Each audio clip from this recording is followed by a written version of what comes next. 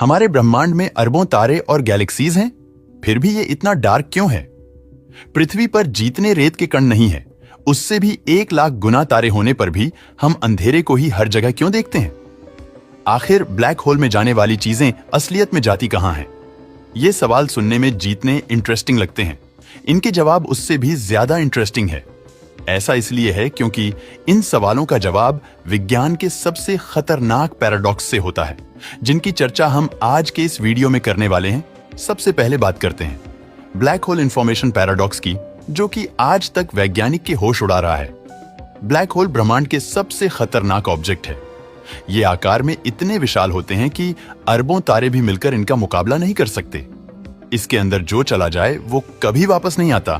जो भी चीज ब्लैक होल के इवेंट होराइजन के अंदर जाता है, उसका वापस आना इम्पॉसिबल होता है। ऐसा इसलिए क्योंकि इवेंट होराइजन को पार करने के लिए आपको जो इसके वेलोसिटी यानी स्पीड चाहिए, वो लाइट की स्पीड से भी ज्यादा है।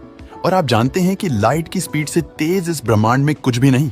इसलिए जो भी चीज इवेंट होराइजन यानी ब्लैक होल की बाउंड्री के अंदर चली जाती है, वो इस ब्रह्मांड से हमेशा के लिए गायब हो जाती है। इसी वजह से ब्लैक होल्स ब्रह्मांड के सबसे रहस्यमयी सवाल को जन्म देते हैं, जिसका जवाब आज तक किसी भी वैज्ञानिक के पास नहीं है। क्वांटम फिजिक्स के मुताबिक इंफॉर्मेशन यानी डेटा को किसी भी तरह से डिस्ट्रॉयड नहीं किया जा सकता है। अगर इस ब्रह्मांड में कोई चीज मौजूद है तो उसके बेसिक डेटा को खत्म करना पॉसिबल नहीं है। लेकिन जैसा कि हम जानते हैं कि ब्लैक होल में जाने वाली कोई भी चीज दोबारा वापस नहीं आती।